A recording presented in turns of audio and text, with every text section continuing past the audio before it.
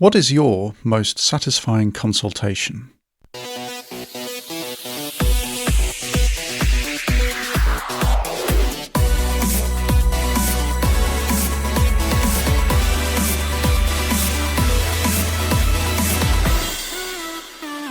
Hello and welcome to this week's Urgent Bite, brought to you by the Royal New Zealand College of Urgent Care.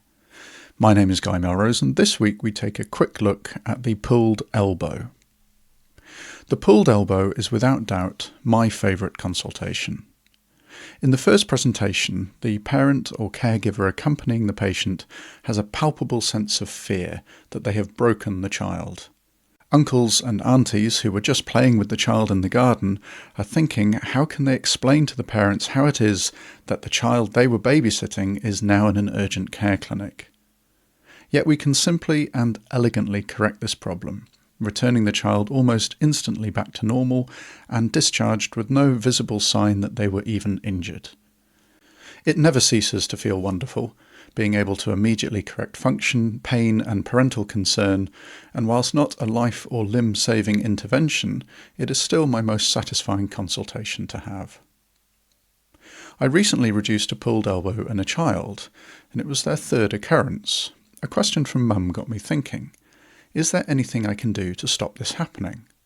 My immediate reply was, don't allow their arm to be pulled, but I thought I would look at the topic and see what new things I could learn.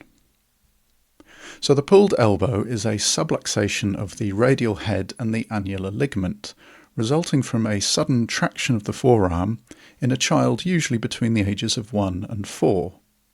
Playful swinging whilst holding on to an adult is a common cause, as is the sharp pull when a child runs out towards traffic or similar dangers. It is often referred to as the nursemaid's elbow.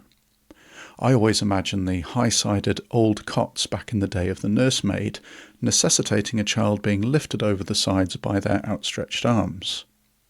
A read of the Cochrane review on this topic highlights a few other synonyms.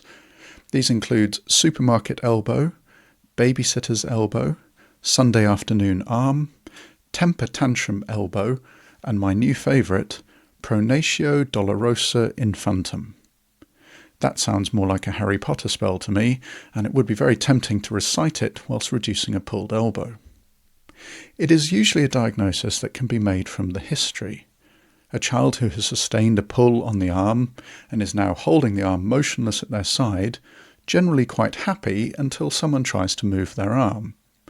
In the case of a good history, it does not generally need an X-ray, but we must be cautious when dealing with a child who the parents maybe presume a pulled elbow because the child or a sibling has had one before, and yet no witnessed pull has occurred.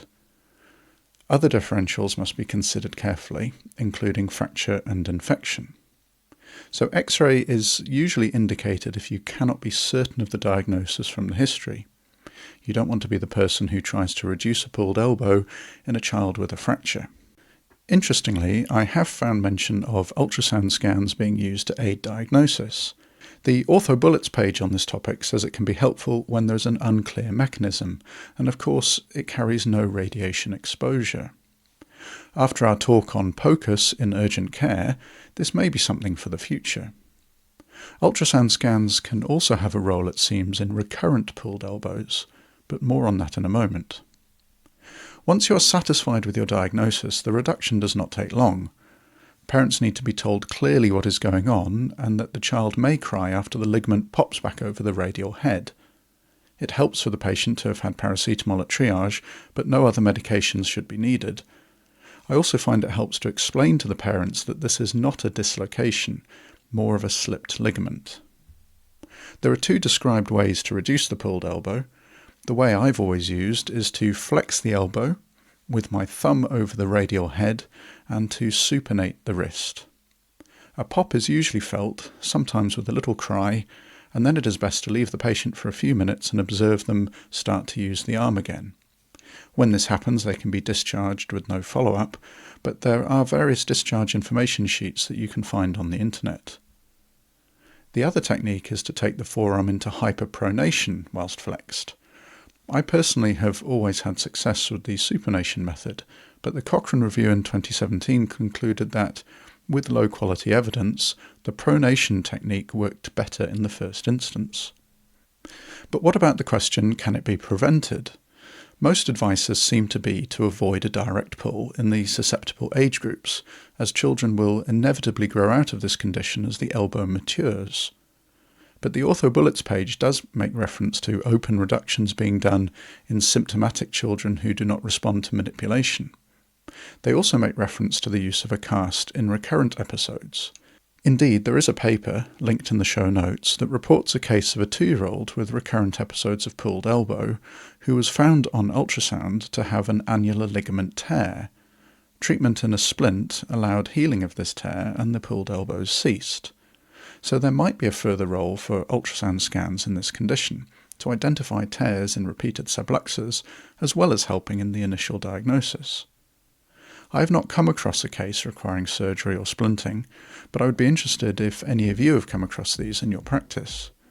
I would also be interested if anyone has any personal preference on reduction techniques. Let me know via podcast@rnzcuc.org.nz. Also, if you're on Twitter, make sure you follow the college on our new Twitter feed @rnzcuc. Check out the links in the show notes to the Cochrane paper, the case report from the Journal of Paediatric Radiology from 2004 by Kim et al., and the OrthoBullets page. They're all worth a read. Now, we'll be back next week with another podcast.